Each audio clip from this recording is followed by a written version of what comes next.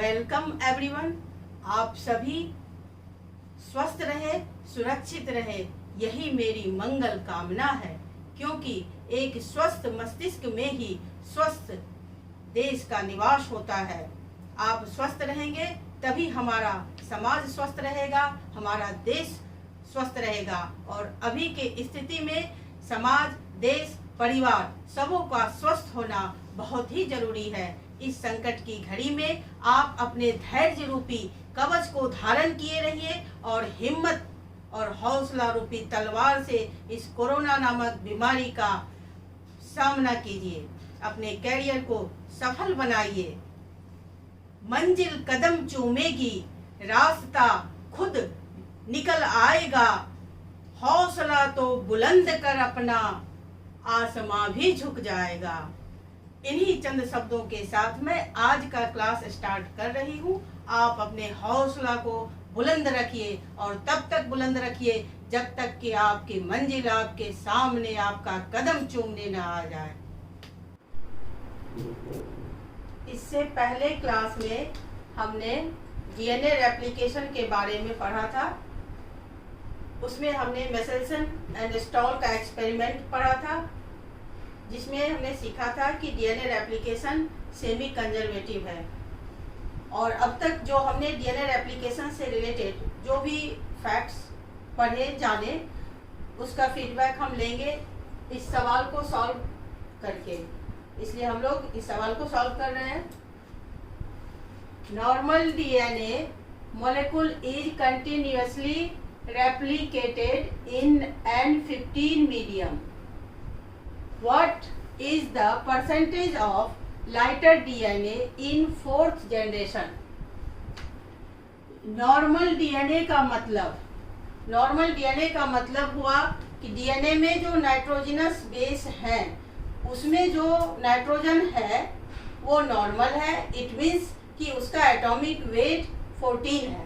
तो normal DNA का मतलब क्या हुआ? यहाँ इसमें N14 दो स्ट्रैंड है, N14। इस तरह ये नॉर्मल डीएनए मॉलिक्यूल, एक नॉर्मल डीएनए मॉलिक्यूल है, उसको ग्रो कराया जा रहा है N15 मीडियम में। N15 मीडियम इट मीन्स कि वहाँ जो नाइट्रोजनस बेस है वो, उसमें जो नाइट्रोजन है वो हैवी है। इट मीन्स कि उसका एटॉमिक वेट 15 है। तो एक नॉर्मल डीएनए मॉलिक्यूल है, हमने ये नॉर्मल डीएनए मॉलिक्यूल लिया, इसको ग्रो कराया जा रहा है N15 में। तो चलिए ये N15 है। तो पूछा जा रहा है कि इसको 4 जनरेशन तक हम ग्रो करवा रहे हैं। तो पूछा जा रहा है कि जो लाइटर डीएनए है उसका परसेंटेज क्या होगा। लाइटर डीएनए का मतलब हुआ कि जिसमें नाइट्रोजनस बेस, उसका एटॉमिक वेट 14 हो। तो हमने ये नॉर्मल डीएनए लिया, इसमें ये दोनों स्ट्रैंड है N14। इसको जब इसमें ग्रो कराया जा रहा है तो क्या होगा? ये पहले ये N14 अलग हुए और अब ये जब ग्रो करेंगे तो ये जो अपना रेप्लिकेट, ये कॉपी जो करेगा तो यहाँ N15 आएगा और यहाँ भी N15 आएगा। तो ये क्या हो गया? इसको मिटाते, इसको रेड से।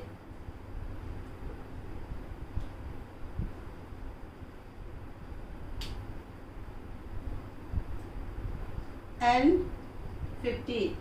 तो दूसरा क्या बनेगा इसमें?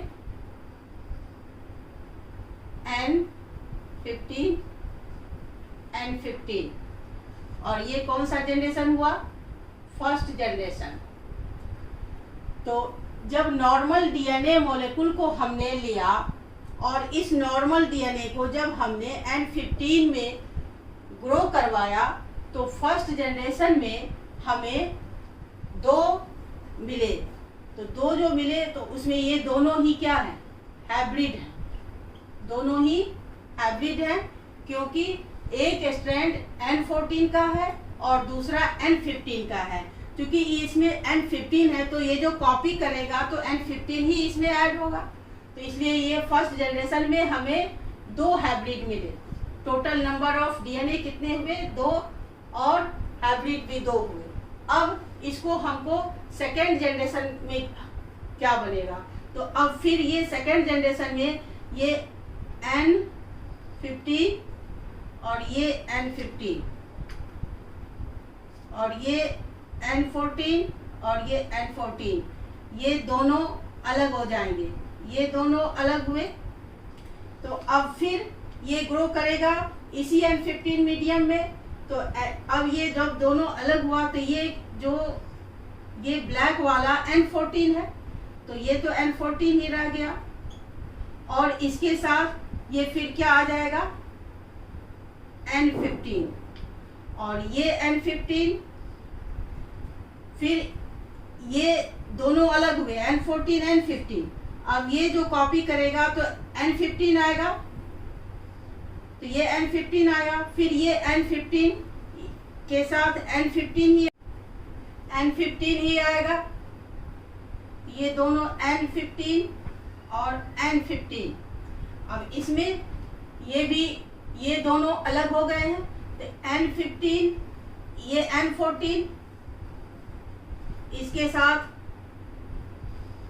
N15, और ये N15 N15। तो इस तरह फर्स्ट जनरेशन में हमें 2 कॉपी मिले, सेकेंड जनरेशन में 1 2 3 4, तो इसमें 4 मिले। तो 4 में से ये इसमें एक स्ट्रैंड ब्लैक वाला N14 है और रेड वाला N15 है, तो ये हाइब्रिड हुआ, और दूसरा ये भी हाइब्रिड हुआ। तो टोटल नंबर ऑफ डीएनए जो डुप्लेक्स है वो 4 है, जिसमें 2 हमें क्या मिले? हाइब्रिड, और ये दोनों क्या मिले? हैवी। ये दोनों हैवी मिले क्योंकि इसमें जो नाइट्रोजन है उसका एटॉमिक वेट जो क्या है वो N15 वाला है। अब इसको थर्ड जनरेशन, तो थर्ड जनरेशन में क्या होगा? ये 4, तो थर्ड जनरेशन में 2 पावर 3, क्योंकि एक में 2, दूसरे में कितना? 2 टू द पावर 2 4, और तीसरे में 2 टू द पावर 3, तो ये 8। तो इस 4 से कितने बनेंगे? 8 बनेंगे। तो 8 में फिर इसी तरह से 8 में 2 जो होगा वो क्या होगा? हाइब्रिड, और जो बाकी 6 होंगे वो क्या होंगे? हैवी। तो इस तरह से हम क्या देखते हैं, इसको कितने दिन रह सकता है? Normal DNA molecule is continuously replicated in N15 medium. What is the percentage of lighter DNA in 4th generation? तो अभी तक हमने 3 जनरेशन ग्रो करवाया, अब चौथे जनरेशन के लिए 2 पर पावर 4, तो कितना हो जाएगा? 2 इंटू 2 इंटू 2 इंटू 2, 2 2 जा 4, 2 जा 8, 16। तो 16 में जस्ट लाइक इसी प्रोसेस से जो 2 होंगे ये क्या होंगे? हाइब्रिड होंगे, और बाकी 14 जो होंगे वो क्या होंगे? हैवी होंगे। तो हमारा क्वेश्चन क्या पूछ रहा है? Lighter DNA. इट मीन्स कि हमने जो नॉर्मल डीएनए को ग्रो करवाया N15 में, तो हमें 2 तरह के मिले, एक हाइब्रिड और दूसरा हैवी। इसमें एक भी लाइटर डीएनए मीन्स जिसमें नाइट्रोजन का एटॉमिक वेट 14 हो, नहीं मिला। इट मीन्स कि इसमें परसेंटेज क्या होगा? 0। अब दूसरा सवाल देखते हैं। दूसरा सवाल है, if base order in one chain of DNA is ATCGA, then how many number of hydrogen bonds found in DNA duplex? अब इसको कैसे सॉल्व करेंगे? इसको इस तरह से सॉल्व करेंगे कि ये डीएनए डुप्लेक्स है, तो डीएनए डुप्लेक्स का ये हमारा जो ये चेन है इसको हम यहाँ लिखते हैं ATCGA। तो एडेनिन किसके साथ वो ऐड होगा? थायमीन के साथ, और थायमीन किसके साथ, एडेनिन के साथ, और साइटोसिन किसके साथ, गुआनिन के साथ, गुआनिन किसके साथ, साइटोसिन के साथ, और एडेनिन किसके साथ, थायमीन के साथ। ये जो यहाँ आप डबल देख रहे हैं, यहाँ भी डबल, ये हाइड्रोजन बॉन्ड है, ये भी हाइड्रोजन बॉन्ड, ये भी हाइड्रोजन बॉन्ड, ये भी। तो इस तरह आपसे पूछा जा रहा है कि how many number of hydrogen bonds, कितने हाइड्रोजन बॉन्ड्स हैं। तो इसको काउंट करिए, 1 2 3 4 5 6 7 8 9 10 11 12। This is the right answer, 12. Now third question. Short DNA segment has 80 thymine and 90 guanine bases, then total number of the nucleotides will be. आपको इसमें ये 4 options है, इसको कैसे सॉल्व करेंगे।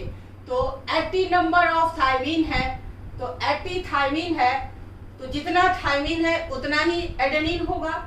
तो 80 क्या हो गया, एडेनिन, और 90 गुआनिन है, 90 गुआनिन है, तो 90 साइटोसिन होंगे।